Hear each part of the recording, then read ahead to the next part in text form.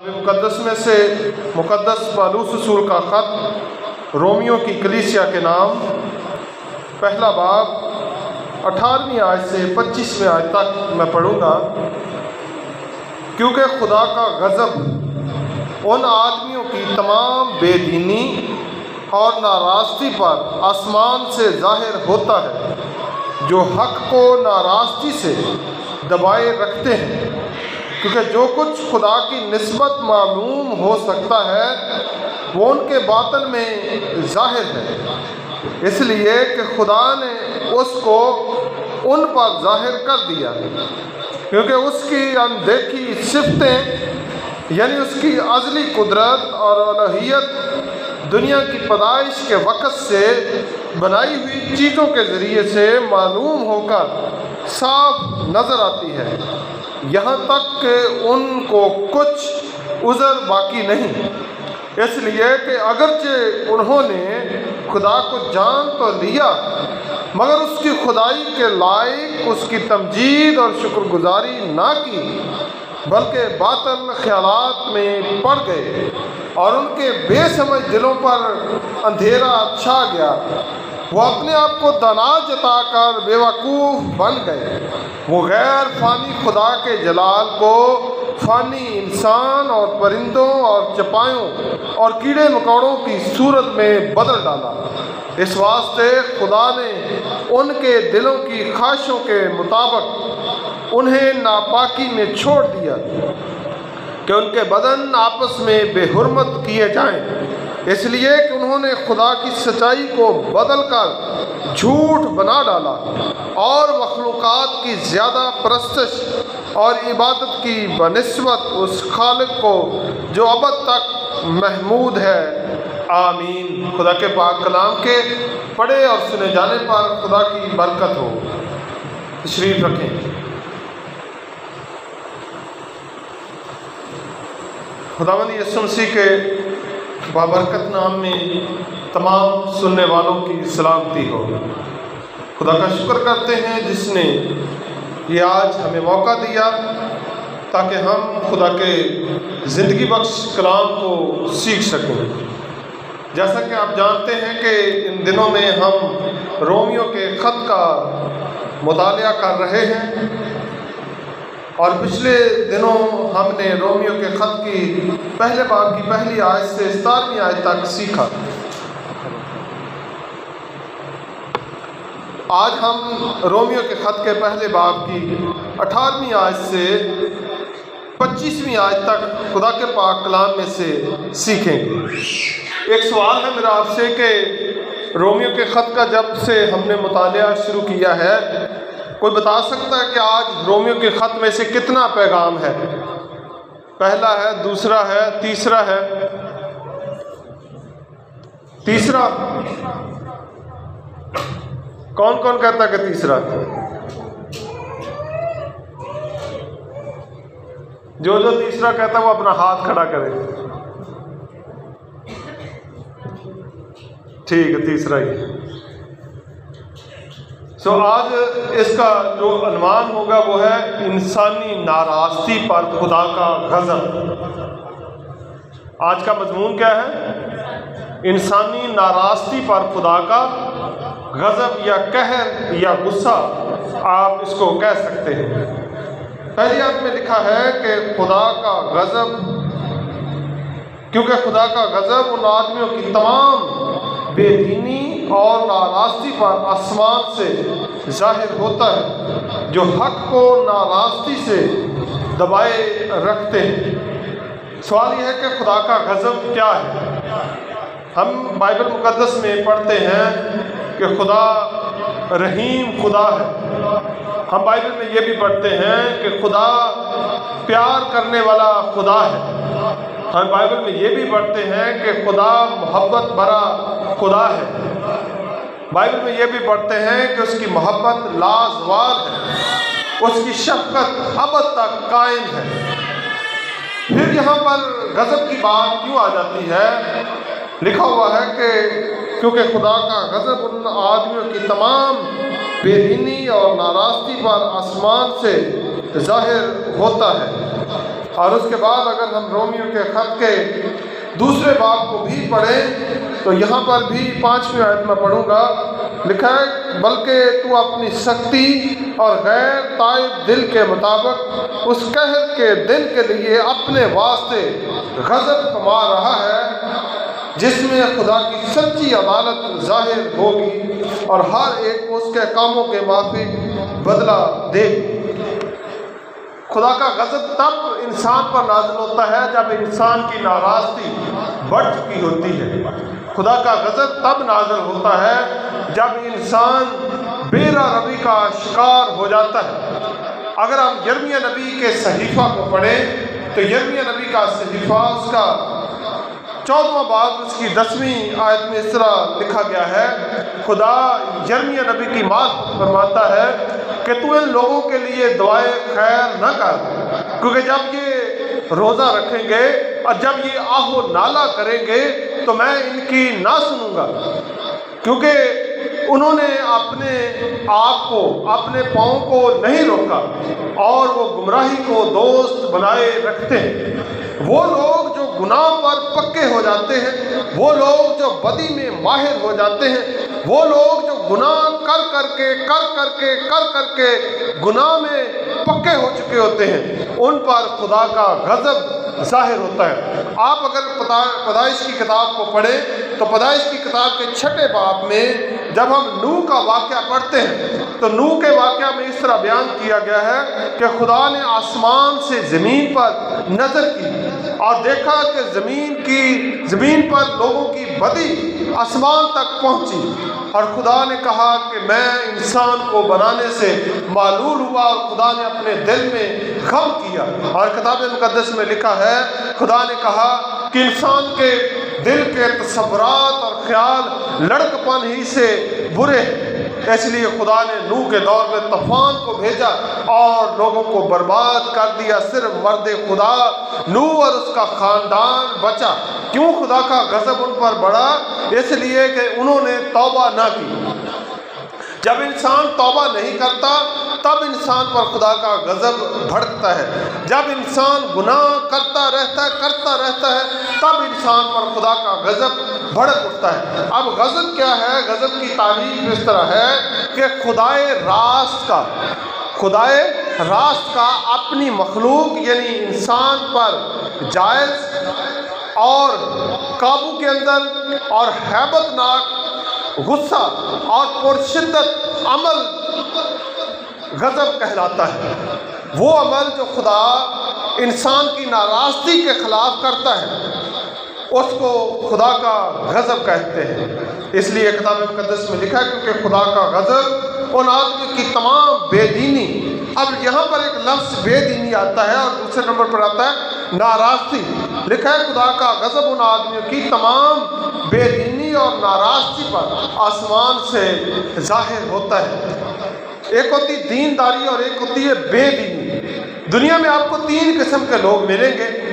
अगर आप किताब मुक़द्दस में पहला पतरस का ख़त उसका 4था बाब और उसकी 17वीं आयत पढ़ें तो उसमें लिखा हुआ है कि और जब रास्तबाज ही मुश्किल से निजात पाएंगे, जब रास्तबाज ही मुश्किल से निजात पाएंगे तो बेदीन और गुनाहगारों का क्या ठिकाना होगा।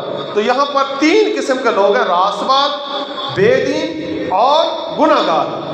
रास्तबाज तो वो होते हैं जो खुदा की शरीयत के मुताबिक ईमानदारी से यीशु मसीह पर ईमान लाकर फर्माबरदारी से ज़िंदगी बसर करते हैं और हर तरीका जो उनका होता है वो बाइबल मुक़द्दस के मुताबिक होता है, उसको रास्तबाजी कहते हैं। और बेदीनी ये होती है कि आप चर्च में भी जाएं, आप दुआ भी करें, आप बाइबल भी पढ़ें, आप गीत भी गाएं, आप जय और हदिये भी दें, लेकिन जब कोई फैसले का वक्त आता तो आप दुनियादारों की तरह दुनिया के कवानीन के मुताबिक जब आप फैसले करते हैं तो उसको बेदीनी कहा जाता है। दूसरे नंबर पर बेदीनी की तारीफ ये भी है कि आप वो अमल करते हैं, वो हुक्म पूरा करते हैं जो सिर्फ लोगों का नज़र आता है।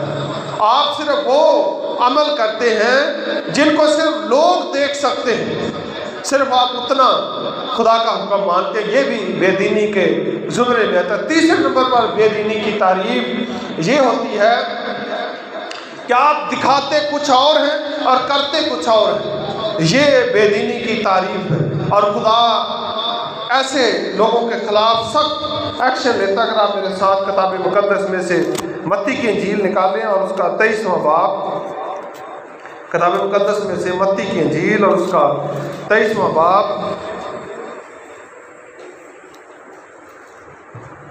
और उसकी 27वीं आयत से मैं पढ़ूंगा। मत्ती की इंजील 23वां बाब 27वीं आयत से पढ़ूंगा। लिखा है, आए रियाकार, फकीओ और फरीसियो, तुम पर अफसोस कि तुम सफ़ेदी फिरी हुई कब्रों की मानद हो, जो ऊपर से तो खूबसूरत दिखाई देती हैं मगर अंदर मुर्दों की हड्डियाँ और हर तरह की नजास्त से भरी हैं। इसी तरह तुम भी ज़ाहिर में तो लोगों को रास्तबाज दिखाई देते हो मगर बातन में रियाकारी और बेदीनी से भरे हुए हो। बातन में रियाकारी और बेदीनी से भरे हुए हो। मैंने आपको बताया कि बेदीनी की तारीफ ये होती है कि आपके अंदर कुछ और है और आपके बाहर कुछ और है। यीशु मसीह ने इसकी मिसाल दो चीज़ों से दी है। एक तो कब्र की मिसाल दी है कि सफ़ेदी फिरी हुई कब्रों की मानद हो। कब्र पर आप कभी जाएं तो बड़ी खूबसूरत कब्रें बनाई जाती हैं और उनके अंदर क्या होता है वो बताने की ज़रूरत नहीं है, आप सब इस बात को समझते हैं। कब्र के अंदर क्या होता है वो आप समझते हैं। इसी तरह वो लोग जो बेदीन हैं वो उन कब्रों की मानद हैं। ऊपर से कपड़े साफ सुथरे, खूबसूरती, सफाई और पाकीज़गी दिखाना कि मैं बड़ा साफ सुथरा हूँ, मैं बड़ा अच्छा हूँ, वो हुक्म पूरा करना जिससे लोग तारीफ करें, वो हुक्म पूरा करना जिससे लोग खुश हों, लोगों की मर्जी को पूरा करना, लोगों की खुशनुदी हासिल करना, लोगों को खुश करना, लोगों में अपना म्यार और वकार बनाना, ये सारी चीज़ें बेदीनी के ज़ुमरे में आती हैं। इसलिए यीशु मसीह ने कहा, इसी तरह तुम भी ज़ाहिर में तो लोगों को रास्तबाज दिखाई देते हो। किन में रास्तबाज दिखाई देते हो? ज़ाहिर में। कहीं ऐसा तो नहीं है हम भी ज़ाहिर में तो लोगों को रास्तबाज दिखाई दें लेकिन अंदर खोखला हो। भेड़ जो होती है उसकी ऊन ऊपर से बड़ी खूबसूरत होती है, साफ सुथरी होती है, लेकिन अगर भेड़ के बालों में हाथ डालकर देखें तो बाज़ भेड़ें ऐसी होती हैं जिनके ज़ख्म अंदर से हरे हो चुके होते हैं, कीड़े पड़ चुके होते हैं, कोई ना कोई कीड़ा ज़रूर अंदर से लगा हुआ होता है। आप कोई फ्रूट या कोई सब्ज़ी खरीदें, ऊपर से खूबसूरत साफ सुथरी नज़र आ रही होती है लेकिन अंदर से कीड़ा लगा हुआ होता है। ऐसे लोगों को बेदीन कहा जाता है। क्या किताब मुकद्दस में लिखा है? पतरस का खत, पहला पतरस 4 बाब 7वीं आयत में, और जब रास्तबाज ही मुश्किल से निजात पाएंगे तो बेदीन और गुनाहगारों का क्या ठिकाना? किनका क्या ठिकाना? बेदीन और गुनाहगारों का क्या ठिकाना? याद रखें कि जो बेदीन हैं और जो गुनाहगार हैं इनका कोई ठिकाना नहीं।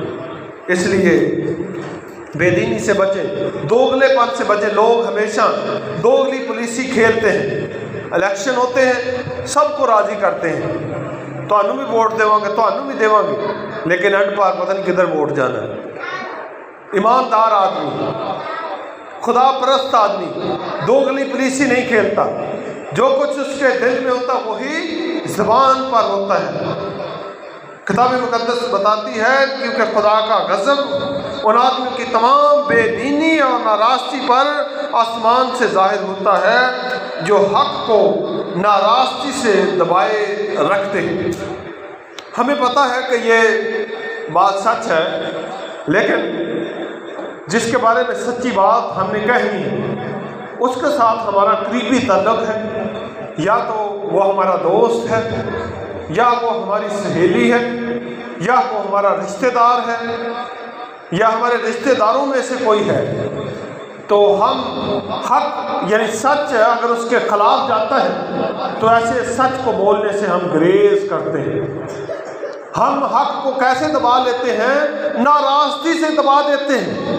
किताब मुकद्दस में आया है, जब खुदा मूसा से हम कलाम हुआ तो खुदा ने कहा कि तू ऐसे आदमी मुकर्रर कर जो इंसाफ पसंद और रिश्वत के दुश्मन हो, ताकि क्या हो, लोगों का इंसाफ हो सके। इसलिए याद रखें, नाराज़गी ये होती है कि आप हक को दबाए रखें, आप सच को दबाए रखें। इसलिए किताब मुकद्दस में लिखा है, क्योंकि खुदा का गज़ब और आदमी की तमाम बेदीनी और नाराज़गी पर आसमान से ज़ाहिर होता है, जो हक को नाराज़गी से दबाए रखते हैं। 19वें आयत में लिखा, क्योंकि जो कुछ खुदा की निस्बत मालूम हो सकता है वो उनके बातन में ज़ाहिर है, इसलिए कि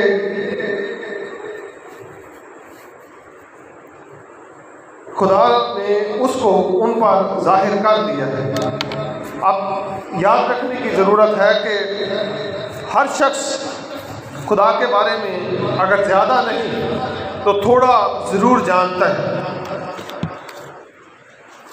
हर शख्स के ज़मीर में खुदा की शरीयत लाजमी होती है। अगर बहुत ज़्यादा इंसान खुदा के बारे में नहीं जानता, लेकिन चंद एक ऐसी बातें हैं जिनके बारे में इंसान ज़रूर जानता है, और वो बातें जिनको इंसान जानता है लेकिन उनको अमल में नहीं ला रहा होता, ये जानबूझकर गुनाह करने के बराबर है। मिसाल के तौर पर कोई भी ऐसा शख्स नहीं है जिसको ये पता ना हो कि झूठ बोलना गलत बात है, और फिर भी इंसान झूठ बोलता है। फिर भी क्या करता है? इंसान झूठ बोलता है। इंसान को पता है कि चोरी करना गलत बात है, लेकिन लाजमी नहीं कि आप किसी जगह पर नाका लगाकर खड़े हो जाएं और किसी का मोटरसाइकिल या कार छीन लें या लाखों रुपए लूट लें। ये भी चोरी होती है, लेकिन वो भी चोरी है कि आपने अगर किसी का 1 रुपए का नुकसान कर लिया है, 1 रुपए की चीज़ बगैर इजाज़त उठा ली है या ले ली है, तो ये भी चोरी के ज़ुमरे में आता है। इसलिए याद रखें कि कोई भी शख्स जो इस दुनिया में जीता है, बहुत सारी बातों का पता भी है, लेकिन फिर भी जानबूझकर हम गलत काम करते हैं। ऐसे लोगों के लिए खुदा के पाक कलाम में जो आया है वो ये है, क्योंकि जो कुछ खुदा की निस्बत मालूम हो सकता है उनके बातिन में ज़ाहिर है, इसलिए कि खुदा ने उसको उन पर ज़ाहिर कर दिया, क्योंकि उसकी अनदेखी सिफ़तें यानी उसकी अज़ली कुदरत और अलहियत दुनिया की पैदाइश के वक्त बनाई हुई चीज़ों के ज़रिए से मालूम होकर साफ नज़र आती है, यहाँ तक कि उनको कुछ बाकी उज़र नहीं। दूसरी बात यहाँ पर यह पैदा होती है कि अक्सर ये कहते हैं कि खुदा ने हमें क्या दिया है। अक्सर बच्चे वालिदैन से ये सवाल करते हैं कि हमारे वालिदैन ने हमें क्या दिया है। बच्चे जब बड़े हो जाते हैं तो अपने माँ बाप को कहते हैं कि आपने सारी ज़िंदगी हमारे लिए क्या किया है। लोग खुदा से ये कहते हैं कि खुदा ने हमें क्या दिया है। याद रखें कि जो कुछ खुदा ने किया है, आप सब इस बात से बखूबी वाकिफ। अगर खुदा की तमाम नेमतों और बरकतों और बख्शिशों का मैं बयान करूं तो वक़्त ख़त्म हो सकता है, लेकिन खुदा की नेमतें और बरकतें और जो बख्शिशें खुदा ने दी हैं उनको बयान करते करते टाइम ख़त्म हो जाएगा, लेकिन वो चीज़ें खुदा की जो अता करते हैं वो ख़त्म नहीं होंगी। पहले नंबर पर मैं ये 2 चीज़ों का जिक्र करूँगा जो खुदा ने दे रखी है, लेकिन इंसान उनको याद नहीं रखता। आप में से कभी ना कभी किसी को हस्पताल जाने का ज़रूर इत्तेफाक हुआ होगा। हस्पताल में अगर आप ICU वार्ड में जाएं, जहां पर इंतहाई निगहदाश्त के मरीज़ पड़े होते हैं, वो मरीज़ जिनको वेंटिलेटर पर ज़िंदा रखा जाता है उसको ऑक्सीजन कहा जाता है, ऑक्सीजन उनको लगाया जाता है। शायद 1 हफ्ते का, मुझे पक्का नहीं पता, मैं अंदाजे से कह रहा हूँ, शायद 1 हफ्ते का तकरीबन उनको 20,000 रुपया ऑक्सीजन के लिए पे करना पड़ता है। 1 हफ्ता इंसान को ज़िंदा रखने के लिए जो ऑक्सीजन हम ख़रीदते हैं उसके कितने पैसे पे करने पड़ते हैं? तकरीबन 20,000 रुपये। तो याद करें कि अगर मेरी उम्र इस वक्त 40 साल है तो हिसाब लगाएं कि आज तक मैंने कितने हज़ार लाखों करोड़ों का ऑक्सीजन इस्तेमाल किया है। इसके पैसे किसने पे किए हैं? ये ऑक्सीजन कहाँ से आया है? आपको पता है कि अगर ऑक्सीजन ना हो तो हम सांस नहीं ले सकते। जो लोग ऊंचे पहाड़ों पर जाते हैं या नीचे पानी के अंदर समुद्रों में तैरते हैं, वो ऑक्सीजन के बगैर नहीं तैर सकते, वो ऑक्सीजन के साथ वहाँ पर जाते हैं। तो आप मुझे ये बताएं कि हम सारी ज़िंदगी कितना ऑक्सीजन इस्तेमाल करते हैं और उसके कितने पैसे हम खुदा को देकर आते हैं। पहली खुदा की बरकत और बख्शिश ये है जिसका इंसान सारी ज़िंदगी मुआवजा नहीं दे सकता। दूसरे नंबर पर, आप कभी उन ममालिक में नहीं गए या आपको ऐसे ममालिक का शायद नहीं पता जहाँ पर 24 घंटे 12 महीने 30 दिन 24 घंटे बर्फबारी होती है। वहाँ पर सूरज नज़र नहीं आता, बस दिन की रोशनी नज़र आती है।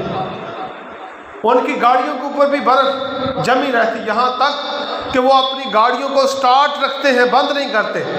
दुनिया में ऐसे ममालिक हैं, अगर बंद कर दे तो दोबारा गाड़ी स्टार्ट होना मुश्किल होती है। वहाँ पर अगर हमको ले जाकर रखा जाए तो हम जिंदा नहीं रह सकते। हम इस सूरज के लिए खुदा का शुक्र अदा करते हैं जिससे हरारत मिलती है, जिससे फसलें पकती हैं। और ममालिक में फसलें नहीं होती, उनको गंदम या उनको खुराक की एशियाई खुर्दोनोश दूसरे ममालिक से लेनी पड़ती, लेकिन हमें ऐसा नहीं करना पड़ता। और बहुत कुछ है जो खुदा के बारे में बताया जा सकता है, लेकिन मैंने जैसे बताया कि वक्त थोड़ा है, सब कुछ मैं बता नहीं सकता। यहाँ पर क्या लिखा है, क्योंकि जो कुछ खुदा की निस्बत मालूम हो सकता है उनके बातिन में जाहिर है, इसलिए कि खुदा ने उनको उन पर जाहिर कर दिया, क्योंकि उसकी अनदेखी सिफ़तें, उसकी अनदेखी सिफ़तें। हमारा खुदा जब हम रात को सोते हैं तो उस वक़्त भी जागता है। ज़बूर 121 में हम क्या पढ़ते हैं, अखियाँ चुकना हाँ मैं वल पहाड़ा मदद लई मैं किसनू पुकारा। आगे चलकर एक मिसरा आता है जिसमें लिखा है, तेरा राखा ना कदी उंगलावे, तेरे रब नू नींदर भी ना आवे। हमारा खुदा जागता है, हमारा खुदा हमारी हिफाजत करता है। ज़बूर नवीस बयान करता है, अगर खुदावंद ही घर ना बनाए तो बनाने वाले की मेहनत अबस है। अगर खुदावंद ही शहर की हिफाजत ना करे तो निगहबान का जागना अबस है। इसलिए याद रखें कि खुदा हमारी पनाहगाह है, वो हमारा मोहकम किला है, वो हमारा ऊंचा बुर्ज है, वो हमारा फख्र है, वो हमारी जान का लंगर है। उसके बगैर हम कुछ भी नहीं, उसके बगैर हमारी कोई कदर व कीमत नहीं। हमारी कदर और हमारी कीमत है तो सिर्फ खुदा की वजह से है। इसलिए ऐसे खुदा की सिफ़तों को देख देख कर रोज़ाना उसकी शुक्रगुजारी और उसकी तारीफ करनी चाहिए। और अगली आयत में इस तरह बयान किया गया है, इसलिए कि अगरचे उन्होंने खुदा को जान तो लिया मगर उसकी खुदाई के लायक उसकी तमजीद और उसकी शुक्रगुजारी ना की। इंसान जब सारी चीज़ें खुदा से पाता रहता है, इंसान जब खुदा से सारी चीज़ें पाता रहता है लेकिन खुदा का शुक्र अदा नहीं करता तो ये भी खुदा को अच्छा नहीं लगता। हम में से जब कोई किसी को चीज़ देता है और कोई अगर हमारा शुक्रिया अदा ना करे तो हमें कितना बुरा लगता है। हालांकि वो चीज़ हमारी होती भी नहीं है, वो चीज़ें खुदा की अता करदा होती हैं। तो जो खुदा चीज़ देता है अगर हम उसका शुक्र अदा ना करें तो बाइबल मुक़द्दस में लिखा है कि मसीह यीशु में खुदा की बाबत तुम्हारी ये मर्ज़ी है कि तुम हर बात में उसकी शुक्रगुजारी किया करो। हर बात में क्या किया करो? शुक्रगुजारी किया करो। यहाँ पर लिखा है अगर कि उन्होंने खुदा को जान तो लिया लेकिन उसकी खुदाई के लायक उसकी तमजीद, तमजीद कहते हैं तारीफ़ करना। तमजीद किसको कहते हैं? तारीफ़ करना। जब कोई हमारी तारीफ करता है तो हम खुश होते हैं, जब कोई हमारी तारीफ करता है तो हमें खुशी होती है, हालांकि वो तारीफ इतनी सच्ची नहीं होती, वो सिर्फ हमारी मोहब्बत की वजह से होती है। हमारी जो एक दूसरे के साथ मोहब्बत होती है उसकी वजह से वो तारीफ होती है, फिर भी इंसान कितना खुश होता है। तो खुदा के बारे में जब हम खुदा की तारीफ करते हैं, उसकी सच्ची बातों की बदौलत हम उसकी तारीफ करेंगे तो खुदा कितना इंसान से खुश होता है।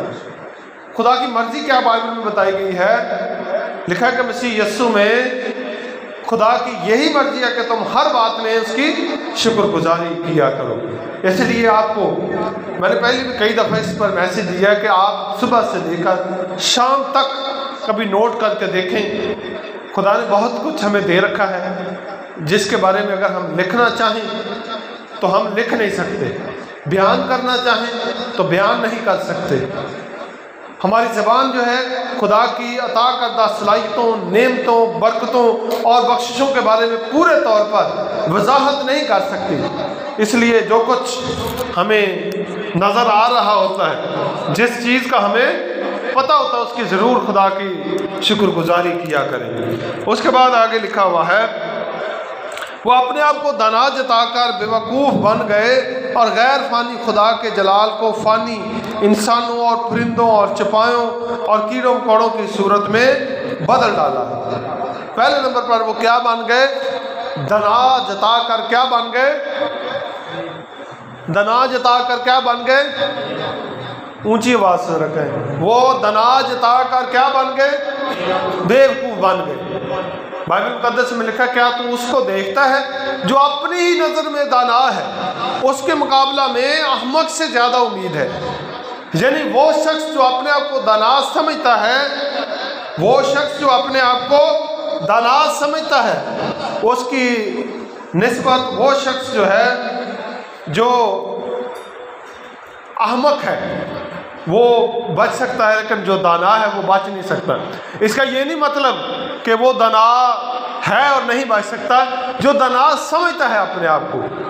बाज़ औक़ात इंसान दाना होता नहीं है, लेकिन वो अपने आप को दाना समझना शुरू कर देता है, वो अपने आप को समझदार समझना शुरू कर देता है। आगे चलकर जब हम रोमियो के ख़त का मज़ीद मुतालिया करेंगे तो इसमें एक आयत आती है जिसमें ये लिखा गया कि कोई समझदार नहीं है। अगर आप मेरे साथ रोमियो 3 बाब निकालें और उसकी 10वीं आयत से मैं पढ़ूँगा, बल्कि नामी से। बस क्या हुआ, क्या हम कुछ फजीलत रखते हैं? बिल्कुल नहीं, क्योंकि हम यहूदियों और यूनानियों दोनों पर पेशतर ही ये इल्ज़ाम लगा चुके हैं कि वो सब के सब गुनाह के मुत्तहद हैं। चुनांचे लिखा है, कोई रास्तबाज नहीं, एक भी नहीं, कोई समझदार नहीं। कोई समझदार जब नहीं तो फिर कौन दाना है? लिखा है किताब मुकद्दस में कि वो अपने आप को दाना जताकर क्या बन गए, बेवकूफ़ बन गए। यशायाह नबी की सहीफ़ा में लिखा, अफसोस उन पर जो अपनी ही नज़र में दाना और साहिब इम्तियाज़ है। इसलिए जो अपने आप को समझदार समझते हैं हमेशा वही गलती करते हैं। जो शख्स अपने आप को एक तालब इल्म सारी ज़िंदगी रखता है वो कभी मार नहीं खाता। जो कहता है कि मैं बहुत कुछ हूँ, मैंने बहुत पढ़ लिया है, मैंने बहुत सीख लिया है, वो शख्स कभी कामयाब नहीं होता। अगर आप रूहानी और जिस्मानी तौर पर तरक्की करना चाहते हैं तो अपने आप को दाना न समझें। किताब मुकद्दस में क्या लिखा है कि वो अपने आप को दाना जताकर क्या बन गए, बेवकूफ़ बन गए। और दूसरी बात जो लिखी है कि और गैर फ़ानी, हमारा खुदा जो है फ़ानी नहीं है। फ़ानी चीज़ें क्या होती हैं, नज़र आती हैं। फ़ानी चीज़ें क्या होती हैं, फ़ानी चीज़ें क्या होती हैं, ऊंची आवाज़ से ज़रा कहें, आपने जवाब देना करना। फ़ानी चीज़ें क्या होती हैं, नज़र आती हैं, लेकिन गैर फ़ानी चीज़ें नज़र नहीं आती। खुदा फ़ानी है या गैर फ़ानी है? फ़ानी, गैर फ़ानी, ये नज़र नहीं आने वाला खुदा। हमारा खुदा नज़र नहीं आने वाला। तो फिर जो लोगों ने खुदा बनाए हैं, आगे यहाँ पर लिखा कीड़े मकोड़े, परिंदे, चुपाए, इनको लोगों ने क्या बना लिया है? खुदा बना लिया। आप हिंदुस्तान में कभी जाएं, हिंदू किसको खुदा मानते हैं? गाय को खुदा मानते हैं। कुछ कौमें ऐसी हैं जो सांप को खुदा मानते हैं, कुछ ऐसे हैं जो आग को खुदा मानते हैं, परिंदों को खुदा मानते हैं, हाथ की बनाई हुई कारागरी को खुदा मानते हैं। ऐसे लोग अपने आप को क्या समझते हैं? धनाढ्य समझते हैं। जब खुदा इस दुनिया में इंसान को बनाता है तब से शैतान ने भी साथ साथ अपना काम शुरू कर दिया है। हमारा खुदा गैर फानी नादीद खुदा है, उसके इंसान देख नहीं सकता। किताब मुकद्दस में लिखा हुआ है कि जब मर्द खुदा मूसा पहाड़ पर गया, खुदा ने 10 अहकाम उसके सुपुर्द करने थे, तो खुदा कहाँ पर उतरा? कोहे सीना पर, पहाड़ पर उतरा। लेकिन लोगों ने क्या देखा? वहाँ पर लिखा हुआ है कि लोगों ने आग को, पहाड़ को आग की तरह दहकते हुए देखा, और उसमें से धुआं ऐसे उठ रहा था जैसे तनूर में से धुआं उठता है, लेकिन वहाँ पर कोई सूरत नहीं देखी। इसलिए हमारा खुदा ना लकड़ की मानद है, ना पत्थर की मानद है, ना परिंदों, ना चपायों, ना कीड़े मकोड़ों की मानद है। अभी जब हमने सुबह तलावत की थी तो उसमें क्या लिखा है कि खुदा अपने शतीर कहाँ पर रखता है? पानियों पर रखता है। वो बादलों को क्या बनाता है? रथ बनाता है, और हवा के बाजुओं पर क्या करता है? सैर करता है। और हमारा खुदा क्या करता है? सुबह की तलावत में हमने क्या पढ़ा था? अगर आप उसको दोबारा निकालें, किताब मुकद्दस में से ज़बूर की किताब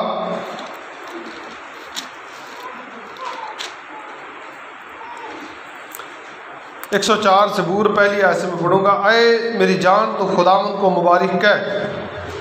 ऐ खुदावंद मेरे खुदा, तू नहायत बुजुर्ग है, तू हशमत और जलाल से मुलब्बस है। तू नूर को पोशाक की तरह पहनता है और आसमान को साइबान की तरह तानता है।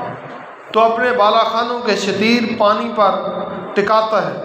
तो बादलों को अपना रथ बनाता है। तो हवा के बाजुओं पर सैर करता है। तो अपने फरिश्तों को हवाएं और अपने खादमों को आग के शोले बनाता है। तूने ज़मीन को उसकी बुनियाद पर कायम किया है ताकि वो कभी जुम्बश न खाए। तूने उसको समुंदर से छुपाया जैसे लिबास से पानी पहाड़ों से भी बुलंद था। वो तेरी झिड़की से भागा, वो तेरी गर्ज की आवाज़ से जल्दी जल्दी चला, उस जगह पर पहुंच गया जो तूने उसके लिए तैयार की थी। आप जानते हैं कि समुंदर जो है ये सतह ज़मीन से ऊंचा है। समुंदर का जो पानी है, मिसाल के तौर पर ये पुरपट है और यहाँ पर यह ज़मीन है। समुंदर का पानी पुरपट की मानद ऊंचा है और ज़मीन जो है ये नीचे है। और पानी कहाँ पर खड़ा होता है? ऊंची जगह पर कि नीची पर जगह आता है पानी? नीची जगह पर आता है। लेकिन खुदा ने उसको ऊंची जगह पर पानी को खड़ा कर दिया। पानी की जरूरत नहीं कि वो अपनी हद अबूर करके इधर आ जाए। खुदा ने हुक्म दिया, पानी एक जगह पर खड़ा हो गया। हमारा खुदा जिसको हम मानते हैं वो ऐसा खुदा है, वो मोहताज नहीं है, वो खुदमत लेने का मोहताज नहीं है। गैर कौमों के खुदा, लोग पत्थर को खुदा मानते हैं, लक्कड़ को, मट्टी को खुदा मानते हैं।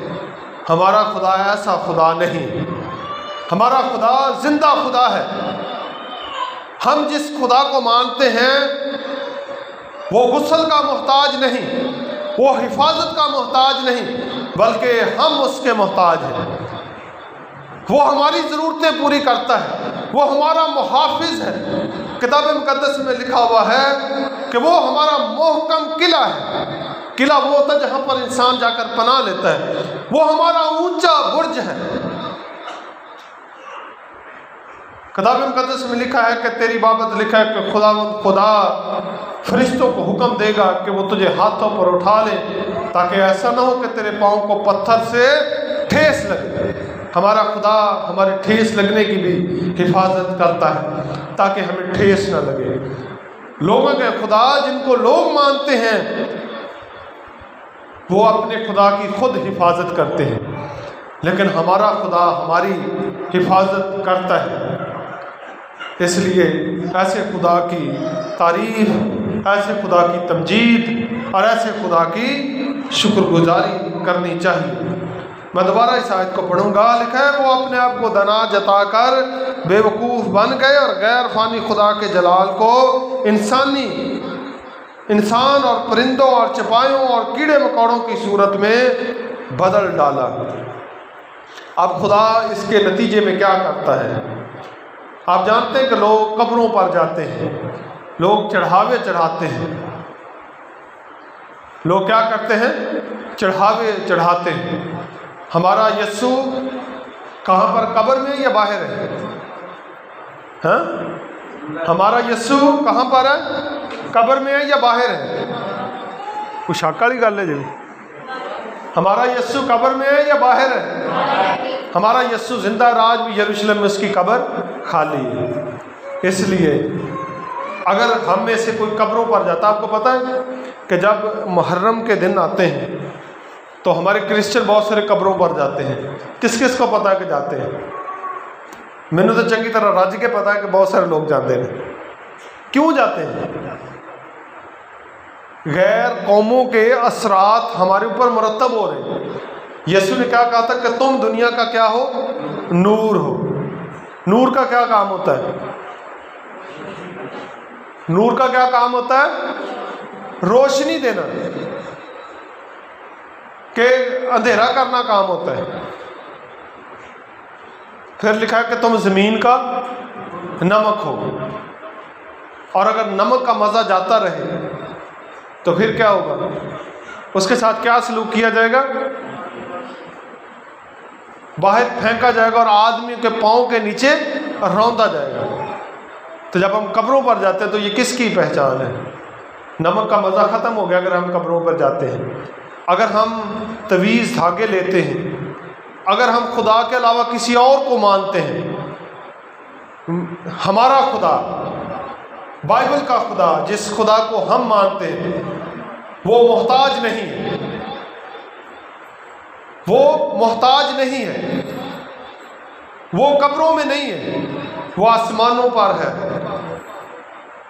इसलिए याद रखें, अगर हम में से कोई शख्स जो इस वक्त मेरी आवाज़ को सुन रहे हैं वो गैर कौमों की रस्म व रवाज को अपना रहा है, तो इसका मतलब है कि हमें दोबारा इंजील सुनने की ज़रूरत है।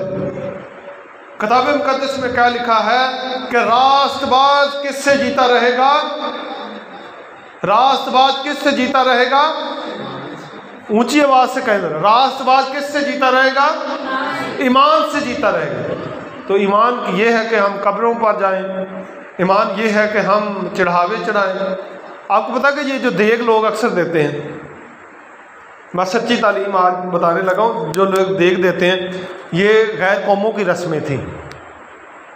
लोग देगा मानते सन भी फलानी जगह तो देग दे के आनी, फलानी पीर नूं दे के आनी। बाइबल में किसी जगह पर देग का जिक्र नहीं आया। पूरी बाइबल पढ़कर देख लें, किसी जगह पर देग का जिक्र नहीं आया। वहाँ से हमने ले लिया, खुदा मैनू आ करेगा तो मैं देग देवांगा। तो देग जल देनी खुआनी किनू? चाचे नूं सद लो, मामे नूं सद लो, बाजी नूं सद लो, भाड़ नूं सद लो, लाले नूं सद लो, गुआढ़ियाँ सद लो। तो कलाम च की लिया है कि जब तू सुबह का या दोपहर का खाना बनाए तो अपने दोस्तों, रिश्तेदारों और पड़ोसियों को ना बुलाना, बल्कि गरीबों, लुंजों, लंगड़ों और अंधों को बुलाना, ताकि वो खाएं और दिल से तुझे दुआ दें, क्योंकि उनके पास तुझे देने को कुछ नहीं होगा, इसलिए खुदा की तरफ से तुझ पर बरकत होगी। तो ये गैर कौमों की रस्में हमने अपना ली। मैं जब का इस दुनिया में आया हूँ, आज मुझे तकरीबन 39 साल हो चुके हैं। मैंने आज तक अपनी ज़िंदगी में कभी देग नहीं दी। खुदा ने फिर भी मुझे बहुत कुछ दिया,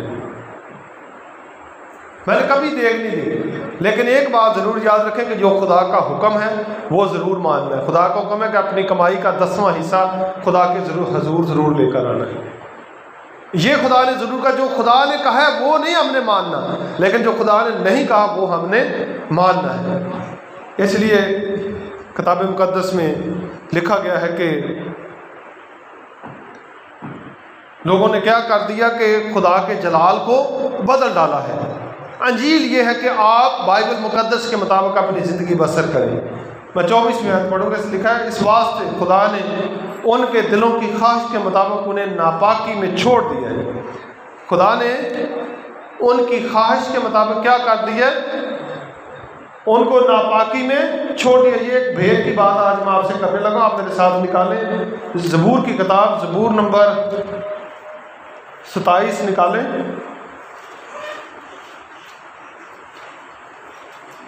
सॉरी, ज़बूर नंबर 25, ज़बूर नंबर 25 और उसकी 12वीं आयत। वो कौन है जो खुदावंद से डरता है? वो कौन है जो खुदावंद से डरता है? खुदावंद उसको उसी राह की तालीम देगा जो उसको पसंद है। वो कौन है जो खुदावंद से डरता है? खुदावंद उसको उसी राह की तालीम देगा जो उसे पसंद है। जो आपकी पसंद होगी वही तालीम खुदा आपको देगा। वैसे खुदा आपके लिए वसाइल क्रिएट कर देगा।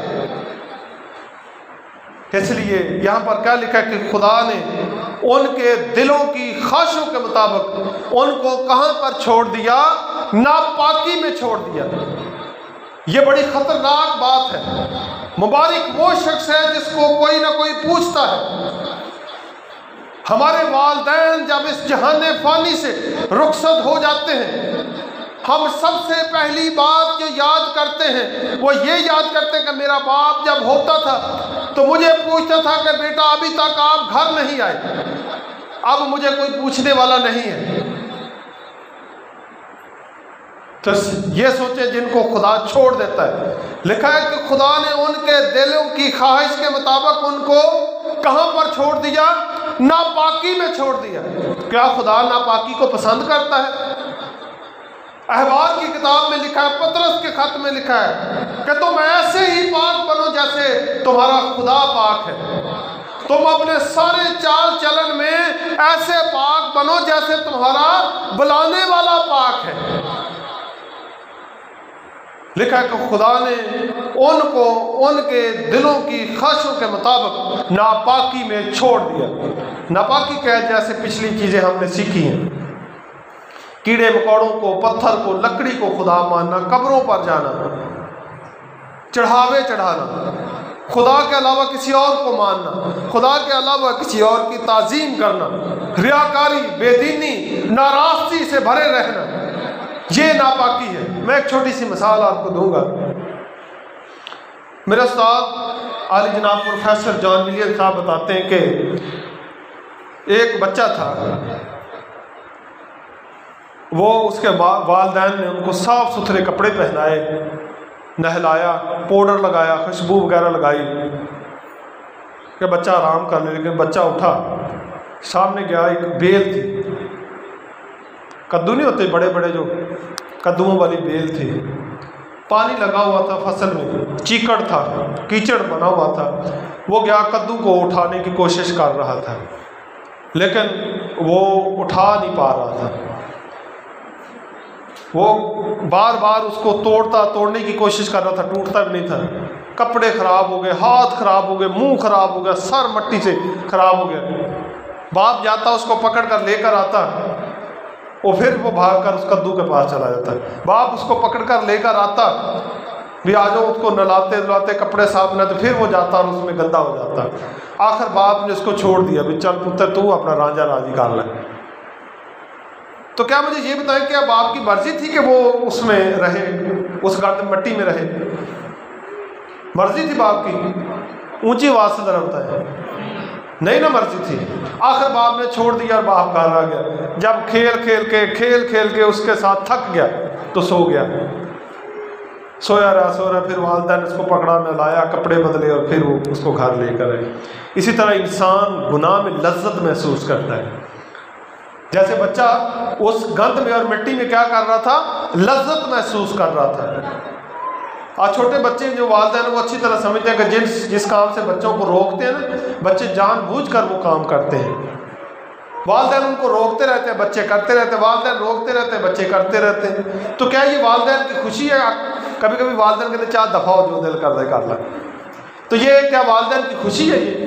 तो यहाँ पर जो लिखा है कि खुदा ने उनके दिलों की किसके मुताबिक, ख्वाहिशों के मुताबिक नापाकी में छोड़ दिया।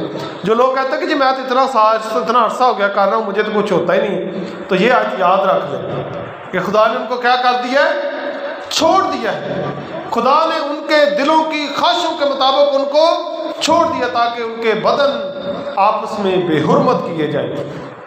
खुदा का छोड़ देना ये बड़ी ख़तरनाक बात होती है, बड़ी ख़तरनाक स्टेज होती है। आप जो वालिदैन इस बात को अच्छे तरीके से समझ सकते हैं कि जब आप अपने बच्चों को छोड़ आते हैं, बच्चा गंद में गिर जाता है, मट्टी में खेलता है, बच्चे मट्टी खाते हैं, माँ बाप उनको रोकते हैं, बच्चे फिर नहीं बाज आते। इसी तरह इंसान गुनाह के साथ खुशी महसूस करता है, लज्जत महसूस करता है। जिस तरह बच्चे मट्टी में खुशी महसूस करते हैं, इसी तरह इंसान गुनाह में क्या करता है, लज्जत महसूस करता है। तो कलाम में क्या लिखा है, इस वास्ते खुदा ने उनके दिलों की ख्वाहिशों के मुताबिक उन्हें कहाँ पर छोड़ दिया है, उन्हें कहाँ पर छोड़ दिया है, ऊंची आवाज से कहें, कहाँ पर छोड़ दिया है, नापाकी में। नीचे बोल पा, कहाँ पर छोड़ दिया है, नापाकी में छोड़ दिया है। तो ये खुदा की खुशी नहीं है। मैं इसलिए इस पर जोर दे रहा हूँ कहीं ये ना समझ लें कि खुदा ये चाहता कि जो दिल करता सी करते रहिए। ज़बूर 25 उसकी 12वीं आयत में क्या लिखा है, वो कौन है जो खुदावंद से डरता है, खुदावंद उसको उसी राह की तालीम देगा जो उसे पसंद है। खुदा आदल मुनसफ खुदा है, खुदा ने अदालत करनी है, इसलिए खुदा ने हर शख्स को आज़ादी दी है। आज खुदा ने आज़ाद छोड़ा है ताकि कल को वो हमारी अदालत कर सके। खुदा ने कहा, कहना है कि बेटा जो कुछ तू मांगता रहा मैं तुझे देता रहूँ, जो कुछ तू मांगता रहा मैं तुझे देता रहूँ। आगे अब कानून के मुताबिक फैसला हो जाएगा। इसलिए याद रखें, खुदा ये चाहता नहीं है कि नापाकी में रहें, लेकिन हमारी गंदी हरकतों की वजह से खुदा हमें छोड़ देता है। आखिरी आयत पढ़ूंगा, लिखा है इसलिए कि उन्होंने खुदा की सच्चाई को बदल कर झूठ बना डाला और मखलूकात की ज़्यादा परस्तिश की। परस्तिश किसको कहते हैं, इबादत को परस्तिश की, और खुदा और इबादत की बनिस्बत उस खालिक की जो अब तक महमूद है। याद रखें कि इंसान आज भी इस दुनिया में बुत परस्ती करता है, आज भी इंसान अपने आप को पूजता है, आज भी इंसान अपने आप को पूजता है और लक्कड़ पत्थर और दीगर खुदाओं को जो इंसान के हाथ की कारागरी है उनको मानता है। इसलिए खुदा कहर और गुस्से में आ जाता। आज मेरे लिए और आपके लिए जो चैलेंज है वो क्या है? पहले नंबर पर पहली आयत में हमने क्या पढ़ा था, खुदा का गज़ब किन पर नाज़िल होता है? तमाम आदमियों की बेदीनी और नाराज़गी पर, जो हक़ को नाराज़गी से दबाए रखते हैं। पहला चैलेंज आपके लिए है कि कभी भी हक़ को ना दबाएं। पहला चैलेंज हमारे लिए क्या है? हक़ को ना दबाएं। दूसरा चैलेंज हमारे लिए जो है वो ये है कि खुदा की शुक्रगुजारी और उसकी तारीफ़ करते रहें। दूसरा चैलेंज हमारे लिए क्या है? खुदा की शुक्रगुजारी और उसकी तारीफ़ करते रहें। तीसरा चैलेंज हमारे लिए है कि सिर्फ खुदा को माने, खुदा की इबादत करें, खुदा के सामने झुकें, उस पर ईमान रखें, किसी और पर ईमान ना रखें। कितने चैलेंज मैंने बताए आपको? 3। पहला, हक को नहीं दबाना। दूसरा, उसकी तारीफ खुदा की करते रहे और शुक्रगुजारी करते रहे। और तीसरा क्या है? कि खुदा के अलावा किसी और के सामने नहीं झुकना, खुदा के अलावा किसी और की तमजीद नहीं करनी, सिर्फ खुदा के सामने झुकना है। खुदा मुझे और आप सबको आज इस कलाम के वसीला से बरकत बख्शे। आमीन।